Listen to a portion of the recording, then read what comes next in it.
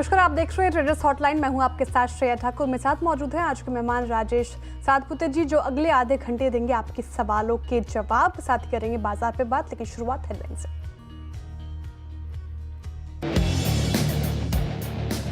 बाजार में दूसरे दिन भी हल्की गिरावट, निफ्टी 40 पॉइंट फिसलकर 23,600 के पास। HDFC bank, L&T, ICICI bank और सन फार्मा ने बनाया दबाव, बैंक निफ्टी में भी कमजोरी। सुस्त बाजार में आज FMCG शेयरों ने दिखाया दम। कोलगेट, डाबर और गोदरेज कंज्यूमर 2 से 3% चढ़े। वहीं रियल्टी, PSUs और फार्मा में सबसे ज्यादा दबाव। तीनों सेक्टर इंडेक्स करीब 1% नीचे। अमेरिका में अहम रेफ्रिजरेंट गैसेस के दाम बढ़ने से SRF और नवीन फ्लोराइन में तूफानी तेजी। दोनों शेयर 11% से ज्यादा चढ़कर बने वायदा के top gainers. City gas distribution कंपनियों में भी आज जोरदार तेजी। MGL 4%, तो IGL में 6% से ज्यादा का उछाल। सब्सिडरी आशीर्वाद माइक्रो फाइनेंस को RBI से राहत से। मणप्पुरम फाइनेंस में अच्छी तेजी, शेयर 4% से ज्यादा उछलकर वायदा के टॉप गेनर्स में शामिल। आज TCS के नतीजों के साथ होगी तीसरी तिमाही की रिजल्ट सीजन की शुरुआत। 0.3% के साथ फ्लैट CC रेवेन्यू ग्रोथ की उम्मीद। टाटा एलेक्सी के नतीजों का भी रहेगा इंतजार। नतीजों से पहले दोनों शेयरों में मजबूती। चलिए तो शो की शुरुआत करते हैं, लेकिन बाजार की हालत एक बार देखें तो निफ्टी में थोड़ा दबाव देखने को मिल रहा है। इनफैक्ट आज भी बाजार लाल निशान पर ही कामकाज करता हुआ 44 अंक की गिरावट के साथ निफ्टी फिलहाल 23,644 के लेवल पर कामकाज करता हुआ। वही बैंक निफ्टी में देखें आप तो यहाँ पे भी 200 अंकों की गिरावट देखने को मिल रही है। फिलहाल तो 193 अंक गिरकर 49,641 के लेवल पर कामकाज करता दिख रहा है। सेक्टर स्पेसिफिक अगर नजर डालें तो आपको क्लियरली कुछ सेक्टर्स में खुशी और कुछ सेक्टर्स में गम दिखाई देगा। जहां FMCG सेक्टर में आज तेजी देखने को मिल रही है, 0.2% की तेजी। IT और मीडिया जैसे सेक्टर्स हरे निशान पर कामकाज कर रहे हैं। वहीं कुछ सेक्टर्स पर तगड़ा डेंट पड़ता नजर आ रहा है, जैसे निफ्टी, ऑटो, बैंक। इसके अलावा फाइनेंशियल सर्विसेज में आज थोड़ी कमजोरी देखी जा रही है। लेकिन राजेश जी, सवाल ये, जिस तरीके से बाजार में हमें गिरावट देखने को मिल रही है लगातार 3 दिनों से, सिलसिला कब खत्म होगा? स्पेशली आज के सेशन में कैसे रीड कर रहे हैं आप मार्केट को? Good morning Shreya and good morning everyone. Shreya देखिए, मुझे लगता है कि जिस तरह से निफ्टी पैन आउट हो रहा है यहाँ पे, मुझे लगता है 23,700 ये इसका करीबन 200 DM है। बट नॉट ओनली दैट, 23,700 से लेके 23,500 ये क्लस्टर ऑफ सपोर्ट है। मुझे लगता है जब तक ये क्लस्टर को बाजार या आप कह सकते हैं कि निफ्टी रिस्पेक्ट कर रहा है, तब तक कोई दिक्कत वाली बात नहीं है। But at the same time 24,000, 24,200 ये क्लस्टर ऑफ रेजिस्टेंस है। तो आप कह सकते हैं कि ये एक क्लस्टर में फंसा हुआ है। तो जब तक आइदर साइड आपको मुंह नहीं मिले, यानी अगर आप, to be very clear with you, 23,500 जो क्लस्टर का लोअर एंड है, अगर वो टूटता है तो यहाँ पे आप कह सकते हैं कि मंदी कंटिन्यू होगी, या आप कह सकते हैं कि नए लोअर टारगेट्स अनफोल्ड होंगे। अदरवाइज आप कह सकते हैं कि 24,200 इस लेवल के 24,200 के पार चला जाएगा तो निफ्टी में बड़े टारगेट्स अनफोल्ड हो जाएंगे, और उसकी प्रोबेबिलिटी मुझे ज्यादा लगती है क्योंकि सामने बजट है। तो let's see, I am expecting a pre budget rally, लेकिन उसके पहले ये जो वोलेटिलिटी है, ये जो उठापटक है, ये जारी रहेगी। तो बाजार में उठापटक जारी रहेगी और प्री बजट रैली की उम्मीद कर रहे हैं राजेश। लेकिन 24 और 24,200 का एक important level. Sir bank Nifty को कैसे रीड कर रहे हैं? बैंक निफ्टी में ज्यादा दबाव देखने को मिल रहा है निफ्टी की कंपैरिजन में। यहाँ कोई रणनीति स्पेशली आज के लिहाज से ट्रेडर्स या इन्वेस्टर्स अपना कर चले? जी, अगर बैंक निफ्टी की बात करें तो मुझे लगता है बैंक निफ्टी में एक इंपॉर्टेंट सपोर्ट है 49,500। अगर आप डेली चार्ट देखें तो एक चैनल सपोर्ट हम कहते हैं, तो ये चैनल सपोर्ट बनता है 49,500। But at the same time 50,600, 50,600 के आसपास इसका 200 DMI है। तो श्रेया जी, ये आप कह सकते हैं कि इंडेक्स को आप जो थोड़ा बेरिश टोन जो मिला है या वीकनेस जो है, वो बैंक निफ्टी के बदौलत ही मिले। लेकिन अगर ये संभलता है, जैसे कि 50,000, 49,500 का सपोर्ट लेता है, तो इनिशियल रेजिस्टेंस जैसे मैंने कहा 50,500, 50,600 रहेगा। अगर वो निकले फिर मुझे लगता है कि यहाँ पे 1,000, 1,500 पॉइंट की रैली मिल सकती है। तो अगर बैंक निफ्टी इन ओवरऑल अगर आप देखें तो मुझे चार्ट्स बहुत सारे ओवरसोल्ड ज्यादा लगते हैं, और इसीलिए मुझे लगता है कि बैंक निफ्टी में भी 49,500 का जो सपोर्ट है, इसको बाजार रिस्पेक्ट करेगा और यहाँ से एक रिलीफ रैली प्ले होगी। अब ये कब होगी ये कहना थोड़ा डिफिकल्ट है, लेकिन अगर हिट लेना है तो फिलहाल के लिए हम लोग बैंकिंग स्टॉक्स को अवॉइड कर रहे हैं। फिलहाल तो बैंकिंग स्टॉक्स अवॉइडेड, लेकिन 49,500 का एक इंपॉर्टेंट सपोर्ट लेवल ये वॉच करना इंपॉर्टेंट रहेगा। फिलहाल कॉशियस रहने की सलाह बाजार में। अब शो में आगे बढ़ते हैं और हमारे कॉलर के साथ जुड़ते हैं। पहला कॉलर लखनऊ से जुड़ रहे हैं हमारे साथ, S Kumar ji. Good morning sir. Good morning madam. जी, कैसे हैं आप सर? जी जी, तो बढ़िया मैडम। जी, आपका सवाल। मैडम मेरे पास टीसीएस के 200 शेयर्स हैं, जो कि मैंने मतलब एवरेज करके मेरा एवरेज प्राइस ₹2000 पर शेयर आता है। मैंने 2016 से इनको मतलब होल्ड कर रखा है। अब मेरा ये सवाल है कि अभी इसमें और ग्रो करने के लिए मुझे इन्वेस्टेड रहना चाहिए, या अब मुझे यहाँ से इनको स्विच करके किसी दूसरे शेयर में इन्वेस्ट करना चाहिए?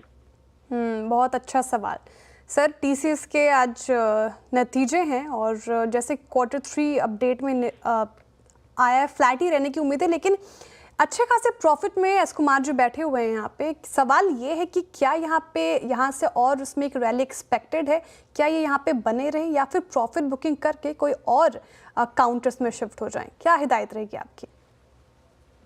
देखिए श्रेया जी, हालांकि फिलहाल अगर आप देखें तो हाल फिलहाल में टीसीएस में हमने वीकनेस देखी है, और ये जो वीकनेस है प्रोबेबली आज रिजल्ट है तो थोड़ा फैक्टर्ड इन होगा।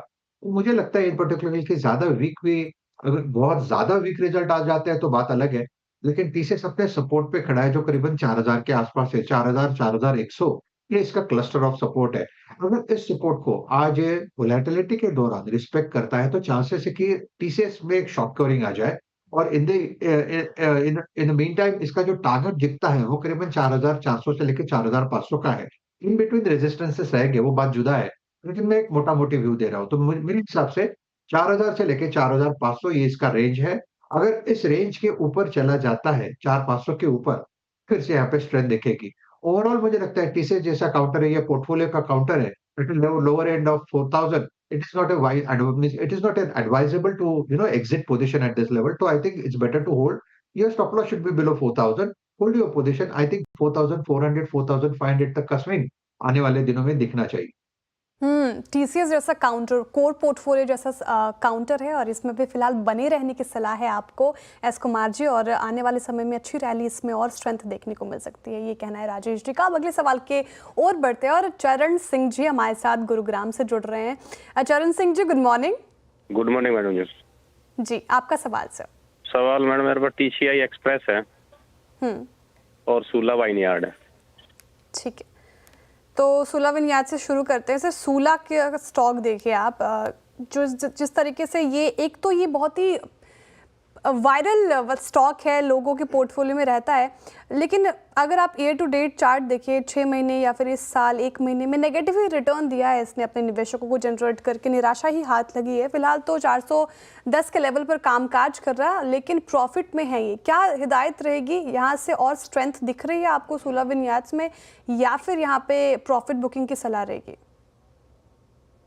देखिए श्रेया जी, सूला का अगर आप चार्ट देखें तो काउंटर चला भी ज्यादा था और वन वे चला जाए ना, 300 से करीबन 700 तक का मुंह मिला था। और फिलहाल ये कंसोलिडेशन में है, करेक्शन इसका हो चुका है। मुझे नहीं लगता कि 400 के नीचे इमीडिएट बेसिस पे जाएगा। तो आप कह सकते हैं कि जिस तरह से बीटिंग हुई है उसके बाद यहाँ से एक रैली आ सकती है। कम से कम 460 इसका पहला टारगेट होगा। मुझे लगता है अगर ये 460 के परे जो इसका 200 डीएमआई है ये निकाल दे, फिर यहाँ पे फिर से स्ट्रेंथ बनेगी करीबन 550 600 तक की। कुछ काउंटर अच्छा है, तो इसलिए मुझे लगता है कि इसमें बने रहना चाहिए। रादर मैं कहूंगा कि यहाँ पे एंट्री अपॉर्चुनिटी मिलेगी अगर 400 380 इसका रिसेंट लो है, तो 400 380 ये रेंज में अगर एंट्री अपॉर्चुनिटी मिले तो I think this is a good counter which one can go long at least for short term. मुझे लगता है यहाँ पे मूव आना चाहिए। तो for me it's an hold. जैसे मैंने कहा 460 470 इसका पहला टारगेट होगा। 460 470 टारगेट होल्ड। अभी आप प्लीज इसमें बने रहे, ये सलाह मिलेगी सूला विनयार्ड। अगले सवाल की ओर बढ़ते हैं और देखते हैं कहाँ से हमारे कॉलर जुड़ रहे हैं। किरण जी जुड़ रहे हैं। Kiran ji, good morning. Good morning madam. कहाँ से बात कर रहे हैं आप सर? मैडम मैं हैदराबाद से बात। अरे वाह वाह वाह, बिरयानी याद आ गई मुझे। खैर, अपना सवाल पूछिए आप। मैडम मैंने सन फार्मा के 50 शेयर लिए थे 1900 पे, तो उसका क्या करना मैडम? वो नीचे आ रहा थोड़ा। ठीक है, कब लिया था आपने और कितने मतलब लॉन्ग टर्म के लिहाज से आप होल्ड कर रहे हैं या शॉर्ट टर्म व्यू मांगना चाह रहे हैं? और लॉन्ग टर्म के लिए लिया था, मगर क्या मैं लेते ही वो नीचे आ गया मैडम। कब लिया था आपने? मैं करीब 10 दिन हो रहे, 10-15 दिन। 10 दिन पहले लिया है सन फार्मा और अभी फिलहाल 1700 की खरीद है इनकी, 1823 के लेवल पर काम काज कर रहा है, प्रॉफिट में ही है। सर मुझे सन फार्मास्यूटिकल अगर मैं चार्ट्स देखूं तो 6 महीने में से तो अच्छा रिटर्न दिया है अपने निवेशकों को, और साथ ही अगर फार्मा सेक्टर ही देखें तो काफ़ी ज़्यादा स्ट्रांग रहा है ये पूरे 2024 भी, और 25 में जितने भी एनालिस्ट होते हैं वो फार्मा का सेक्टर को अच्छा मानते हैं। क्या लगता है आपको, सन फार्मा में इनको बनी रहना चाहिए, अभी थोड़ा पेशेंस दिखाना चाहिए आपको? बिल्कुल, बिल्कुल, पेशेंस दिखाना चाहिए। देखिए, ये काउंटर ऐसा है कि ये जब इसका मोमेंटम शुरू होता है तो ये रुकता नहीं है। लेकिन फिलहाल तो अगर आप देखें, हाल-फिलहाल में इसमें करेक्शन ड्यू है, और ये जो करेक्शन है उसके बाद ये कंसोलिडेशन ड्यू है। तो ये सब करेक्शन कंसोलिडेशन में फँसा हुआ है। अगर आप इसका चार्ट देखें तो मुझे लगता है श्रेया जी 1800 के नीचे ये तुरंत-तुरंत जाएगा नहीं। तो मैं उन्हें सजेस्ट करूँगा 1750 के स्टॉप लॉस के साथ आप बने रहें। इवेंचुअली काउंटर 2000 को दस्तक देगा। अगर 2000 सरपास करता है, फिर मुझे लगता है नए टारगेट्स अनफोल्ड होंगे। तो फिलहाल काउंटर एक कंसोलिडेशन में है। अगर किसी को एंट्री करनी है, तो 1800 के ऊपर आपको एंट्री करनी है, 1750 ये आपका स्टॉप लॉस होगा। तो फ्रेश एंट्री के लिहाज से भी स्टॉक अच्छा लग रहा है राजेश जी को। 1800 के ऊपर आप फ्रेश एंट्री ले सकते हैं, 1750 का स्टॉप लॉस लगा के मेंटेन चलें, और ये स्टॉक अभी फिलहाल अच्छा लग रहा है। अब दूसरे कॉलर के साथ हम जुड़ते हैं, दिनेश कुमार जी जुड़ रहे हैं, ये भी गुड़गांव से। Dinesh ji good morning. Hello जी दिनेश जी, अपना सवाल पूछिए। मैम, एक ये मैंने IRFC का स्टॉक्स लिया था, तो ये मैंने 2-3 बारी में करके अभी मेरा एवरेज 156 के अप्रोक्स है, और 230 मेरे पास शेयर्स हैं।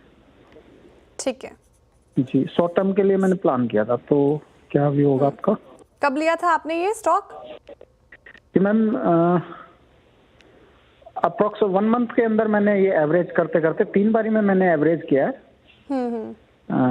230 अभी टोटल स्टॉक है मेरे पास। ठीक है, शॉर्ट टर्म के लिहाज से आप पूछ रहे हैं, बिल्कुल। जी। सर अभी तो फिलहाल ये लॉस में नजर आ रहे हैं, 12 रुपए प्रति शेयर को लॉस हो रहा है, 143 के लेवल पर ये कामकाज कर रहा है। और जब मैं मार्केट का पंचनामा भी करती हूँ राजेश जी, तो बहुत सवाल रहते हैं ये रेलवे स्टॉक्स के ऊपर, कंसिडरिंग बजट भी है।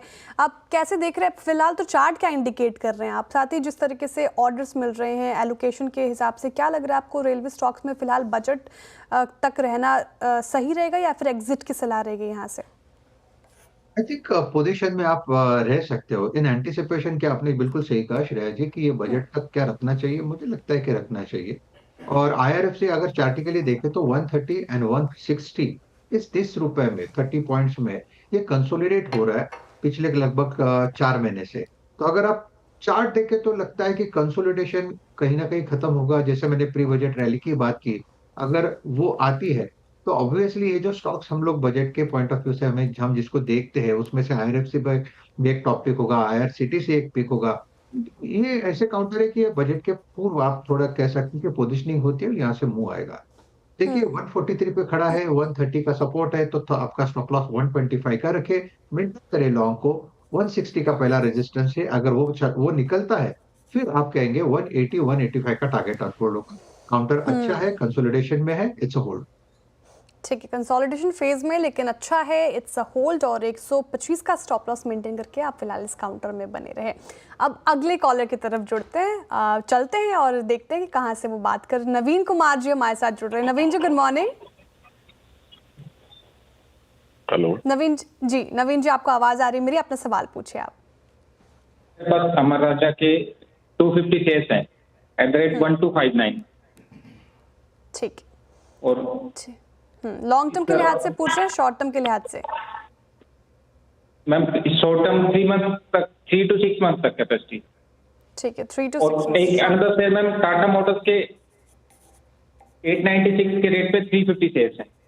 ठीक है, टाटा मोटर्स भी है। ठीक है, पहले राजा बैटरीज ले लेते हैं आपका। तो सर ये 1259 की खरीद है और अभी तो फिलहाल 1118 पे कामकाज करे, लेकिन आज उसमें तेजी देखने को मिल रही है 1% से ज़्यादा, लेकिन लॉस में नज़र आ रहे हैं। एक तो ये बैटरी स्पेस कैसी लगती है, साथ ही इस पर्टिकुलर काउंटर में क्या करना चाहिए इनको?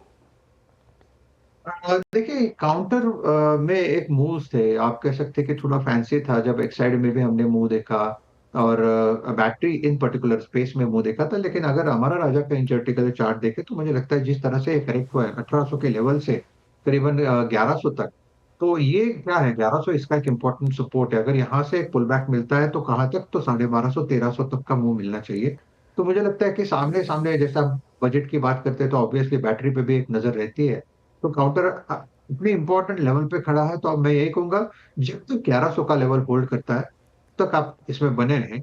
आपका स्टॉप लॉस होगा 1060 का। और यहाँ से अगर ये चलना शुरू करता है प्री बजट रैली, या आप कह सकते हैं कि मूव अगर शुरू होता है, तो 1250 इसका पहला रेजिस्टेंस है, निकल जाए। फिर 1300 1350 तक का मूव भी इसमें बन सकता है। 1350 के बाद ही इसमें बड़ा ब्रेकआउट आएगा। जो मैं बात कर रहा हूँ वो एक रिलीफ प्ले की बात कर रहा हूँ, जहां पे आपको एग्जिट अपॉर्चुनिटीज ढूंढनी है। तो फिलहाल तो अभी होल्ड करने की सलाह है 1100 के लेवल तक, अगर जब तक है तो उसमें बने रहिए आप, तो it's a hold. Tata Motors पे भी सर इनका सवाल था। JLR की Q3 अपडेट आई, काफ़ी अच्छी आई। होलसेल वॉल्यूम ग्रोथ में दिखी है 3% साल दर साल। ब्रोकरेजेस भी बुलिश नज़र आ रहे हैं टाटा मोटर का सर, लेकिन आज देखेंगे तो परफॉर्मेंस गिरकर ही कामकाज कर रही है और काफ़ी पेन दिया है इस पर्टिकुलर काउंटर ने अपने निवेशक को। क्या करना चाहिए सर टाटा मोटर्स में अभी फिलहाल? बिल्कुल सही कहा आपने, काफी पेन दिया है, और सिर्फ टाटा मोटर ने नहीं, बहुत सारे लार्ज कैप ने दिया है। जी तो बिल्कुल। देखिए टाटा मोटर इन पर्टिकुलरली देखें तो 800 का यहाँ पे एक रेजिस्टेंस है। 800 इसका 50 DMI है। सामने सपोर्ट की बात करें तो मुझे लगता है 770 775 ये क्लस्टर होगा 10-20 DMA का। तो 775 on the lower side, 800 on the higher side, इस रेंज में पिछले 5-6 दिनों से ये कंसोलिडेट हो रहा है। ओवरऑल अगर आप चार्ट देखें तो मुझे लगता है it is ready for a relief rally. 800 अगर निकले श्रेया जी, तो फिर मुझे लगता है 850 और उसके बाद 900 तक का स्विंग इसमें आना चाहिए। सो टाटा मोटर में मेरा पर्टिकुलरली बायस पॉजिटिव है। मैं यही कहूंगा अगर इसमें डिप मिले तो बाय करें, that is what we are advising to our client. तो Tata motor is a buy. Stop loss जो होगा, जैसे मैंने कहा 775 इसका सपोर्ट है, आपको स्टॉप लॉस मेंटेन करना पड़ेगा 750 का। और आपकी पोजीशन में आप बने रहे, जैसे मैंने कहा 850 पहला रेजिस्टेंस है, वो निकले तो 900 प्लस। ठीक है, तो अभी फिलहाल बने रहे और जिस तरीके से राय दी गई है उसको आप लेवल्स आप आई होप आपने सब जॉट डाउन किया होगा। अब अगले कॉलर की तरफ बढ़ते हैं और जमशेद जी हमारे साथ जुड़ रहे हैं कानपुर से। Jamshed ji good morning. Good morning जी आपका सवाल सर। सर। हमारे पास 8100 RCF है 192 के रेट से। ओहो नाइस क्वांटिटी। ठीक है, कब तक होल्ड करना चाह रहे हैं आप? अब जब तक रेट नहीं आएगा तो होल्ड करना ही पड़ेगा, क्या करें इसके आगे। ठीक है, तो ये राजेश जी ये लोगों में बहुत ही कंफ्यूजन होता है कि रेट जब तक नहीं आए तब तक होल्ड करें चाहे लॉस में। ये एक मैं चाहूँगी एक स्टॉप लॉस कितना ज़रूरी होता है मेंटेन करना, वो भी आप हमारे दर्शकों को निवेशकों को बताएं। साथ ही अभी फिलहाल तो ये लॉस में ही नज़र आ रहे हैं, और लेकिन इस काउंटर में आज तेज़ी है, 2.25% करीब चढ़कर कामकाज कर रहा है और 180 के लेवल पर है ये। लॉस में फिलहाल जमशेद जी, लेकिन करना क्या चाहिए सर? जिस तरीके से केमिकल और फर्टिलाइजर्स में हाल के दिनों में तेज़ी देखने को मिली है, साथ ही कंसिडरिंग बजट भी आगे कुछ इंपॉर्टेंट अनाउंसमेंट्स भी एक्सपेक्ट कर सकते हैं, क्या हिदायत देंगे आप, क्या राय रहेगी? देखिए RCF की बात करें, कौन से राष्ट्रीय केमिकल ना, जी राष्ट्रीय केमिकल्स एंड फर्टिलाइजर्स। जी राइट, राष्ट्रीय ठीक है केमिकल्स एंड फर्टिलाइजर्स। जी जी। हाँ देखिए ये भी बजट वाला ही पिक है। मुझे लगता है बजट के पहले JNFC RCF जैसे काउंटर चंबल फर्टिलाइजर, यहाँ पे मोमेंटम आता है। RCF के पर्टिकुलरली बात करें तो मुझे लगता है जब तक ये 170 के ऊपर मेंटेन होता है, 170 एंड 175, ये इसका क्लस्टर ऑफ सपोर्ट है। और इस सपोर्ट को अगर आप देखें डेली चार्ट, तो कम से कम 1 से 1.5 महीना इस सपोर्ट को ये मेंटेन कर रहा है। हालांकि इसको एक ब्रेकआउट की जरूरत है। श्रेया जी अगर ये 185 के ऊपर चला जाता है, then you will see a decent rally. Probably 200 210 तक का मूव इसमें आना चाहिए। But before that like I said 184 185 इस क्लस्टर को इसको निकालना है। ओवरऑल चार्ट मुझे नहीं लगता कि कोई इसमें डेंट है, rather it is waiting for a breakout. तो आप इसमें बने रहें। स्टॉप लॉस आपका होगा 168 का। 168 का स्टॉप लॉस। सर ये बड़ी ना दुविधा होती है निवेशकों में, ट्रेडर्स में, कि स्टॉप लॉस मेंटेन नहीं करना कितना इंपॉर्टेंट है सर? स्टॉप लॉस मेंटेन करना, वो मैं चाहूंगी आपसे जानना एक बार। देखिए एक चीज होती है कि अगर आप ट्रेडर हो, ठीक है, अगर आप ट्रेडर हो, आप स्विंग ट्रेडिंग करते हो, तो आपको स्टॉप लॉस की जरूरत है। क्योंकि जो होता है अपने पास जो फंड होता है वो लिमिटेड होता है। आप उसके साथ खिलवाड़ नहीं कर सकते, क्योंकि आप पैसे बना नहीं सकते। जो आपके हार्ड अर्न मनी है, तो उसको आपको प्रोटेक्ट करना ये आपका पहला काम है। और ये काम आपका होता है स्टॉप लॉस के साथ। तो अगर आप स्टॉप लॉस को रिस्पेक्ट देंगे, तो ऑब्वियसली स्टॉप लॉस भी आपके पैसे को रिस्पेक्ट देगा। That is what we as a analyst see it. कि अगर आप स्टॉप लॉस को रिस्पेक्ट दोगे तो आपका पैसा बचा रहेगा, आपका लॉस मिनिमल होगा। और वही जो आपकी कभी-कभी देखिए मैंने देखा है अब मेरे 20-22 साल के करियर में कि कोई चीज़ ₹100 पे हमने लेने को कही और 98 का स्टॉप लॉस, वही ₹2 का स्टॉप लॉस अगर नहीं लिया तो फिर हमने 70 का भी भाव देखा, 60 का भी देखा। इन दैट केस फिर लगता है कि यार वो ₹2 का अगर मैंने स्टॉप लॉस रख दिया होता तो क्या फ़र्क पड़ता था? आज मैं अपना बाकी तो पैसा बचा लेता था। सो ये सब बाद में होता है। तो ये सब बाद में जो रिग्रेट होता है उससे अच्छा है स्टॉप लॉस रखें। यही हम लोगों को सजेस्ट करते हैं। चाहे तो हमने 90 98 बोला आप 97 लख रखें, लेकिन keep some stop loss and then only you play in this market. बिल्कुल स्टॉप लॉस मेंटेन करना काफ़ी ज़रूरी है। ठीक है, अब वक्त हो चुका है एक छोटे से ब्रेक का। ब्रेक के बाद फिर हाजिर होते हैं। आप अपने सवालों के साथ हमारे साथ बने रहिए, देखते रहिए CNBC आवाज़। Welcome back. आप देख रहे हैं ट्रेडर्स हॉटलाइन CNBC आवाज़ पर। अब बढ़ते हैं ग्रोथ कोड की ओर और एक ऐसी पहल जिसे ग्रो और CNBC आवाज़ ने मिलकर शुरू किया है। इस पहल में हम आपको बाजार से जुड़ी बारीकियों के बारे में बताते हैं जिससे आपको निवेश संबंधी सही फैसले लेने में मदद मिल सके। और इस हफ्ते CNBC आवाज़ के आशीष वर्मा ने प्रोफेशनल ट्रेडर्स मानस अरोड़ा से पंप एंड डंप स्कीम्स के बारे में बात की है और जाना कि इनसे कैसे बचा जाए। सुनिए।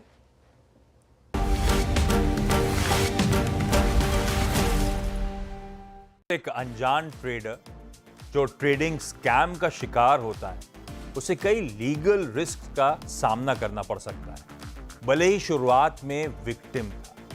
बता सकते हैं ऐसा क्यों होता है? फाइनेंशियल रिस्क तो इतना है कि आप अगर जिस स्टॉक में कोई फंडामेंटल करेक्ट नहीं है या उसके पीछे कोई स्टोरी नहीं है, वो डंप होने के बाद सालों तक ऊपर नहीं जाते और उनमें टोटली उन्हें लॉस होता है। लीगल रिस्क में तो शायद वो नहीं पड़ेंगे क्योंकि उन्होंने सिर्फ एक स्टोरी फॉलो करी, एक स्टॉक। लीगल रिस्क तब आएगा जब वो भी इनमें शामिल हैं और पंप करने में, प्राइस में इन्वॉल्व हैं और लोगों को इन्फ्लुएंस कर रहे हैं स्टॉक लेने में, वेयर उनकी motive is totally to trap दूसरे इन्वेस्टर्स को। वहाँ लीगल रिस्क आ सकता है। लेकिन अगर कोई, मान लीजिए मैं हूँ और मैंने स्टोरी बिलीव करी और मैंने सीधा शेयर्स खरीद लिए, तो मेरा रिस्क सिर्फ फाइनेंशियल है।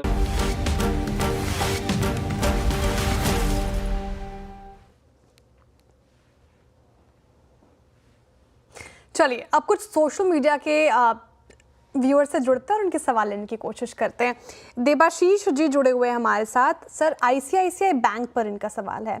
जिस तरीके से प्राइवेट बैंक्स में हमें बिकवाली देखने को मिली हाल के दिनों में, इनफैक्ट अगर HDFC बैंक की भी बात करें वो भी वीक दिखा है, ICICI बैंक में भी वीकनेस दिख रही है, आज भी गिरकर कामकाज करता हुआ दिख रहा है 1252 के लेवल पर।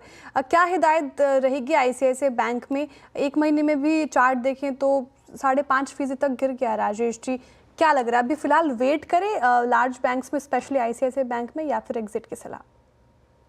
देखिए श्रेया, फर्स्ट ऑफ ऑल मैं यहाँ पे स्टॉप लॉस की बात करूंगा क्योंकि काउंटर एक ऐसे मोड पे खड़ा है कि अगर ये 1250 का लेवल टूटता है तो फिर एक इसका पैटर्न कंप्लीट होगा और वो पैटर्न है चैनल। और ये चैनल ब्रेकडाउन दे रहा है 1260 और 1280, ये इसका क्लस्टर ऑफ सपोर्ट था।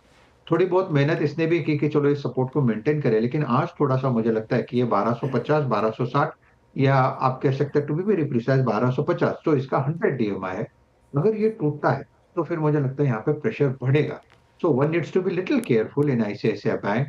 हालांकि it's a good counter as far as the portfolio is concern, but जो करेक्शन, ये हम सिर्फ टेक्निकल लेवल्स की बात करें तो 1250 के नीचे अगर टूटता है तो कम से कम 80 to 100 पॉइंट का फॉल यहाँ पे अनफोल्ड हो सकता है। अभी वो होगा नहीं होगा ये टाइम ही बताएगा, लेकिन stop loss is a must. Your stop loss should be below 1250 at least. 20-15 point का स्टॉप लॉस मेंटेन करे। अगर यहाँ से अगर मैं गलत जाता हूँ या यहाँ से अगर रिकवरी भी होती है, फिर मुझे लगता है ये 1350 का अपना लेवल फिर से दे सके, और मैं चाहता हूँ ये दे, क्योंकि ICICI अगर संभलेगा तो बैंक निफ्टी में भी एक रैली मिलेगी। ICICI जैसा अगर हैवी वेट संभलेगा तो बैंक निफ्टी में जरूर रैली देखने को मिलेगी। और इंपॉर्टेंट लेवल्स बता दिए गए हैं राजेश जी की ओर से। 1250 का इंपॉर्टेंट लेवल है जो आपको देख के वॉच करके स्टॉक में रहना है। बहुत बहुत शुक्रिया राजेश जी तमाम सवालों के जवाब देने के लिए, हमारे साथ बनी रहने के लिए, और दर्शकों का भी बहुत बहुत आभार इस आदात में हमसे जुड़ने के लिए, अपने सवाल पूछने के लिए। जिस तरीके से आप प्यार दे रहे ट्रेडर्स हॉटलाइन का वो बनाए रखिए। फिलहाल इस शो से इतना ही, लेकिन आप कहीं मत जाइएगा क्योंकि नेक्स्ट सेगमेंट खिलाड़ी नंबर 1 में मैं आपके साथ रहूंगी और जानेंगे हमारे गेस्ट के पिक के बारे में, साथ ही आपके फायदे के बारे में। देखते रहिए CNBC आवाज़।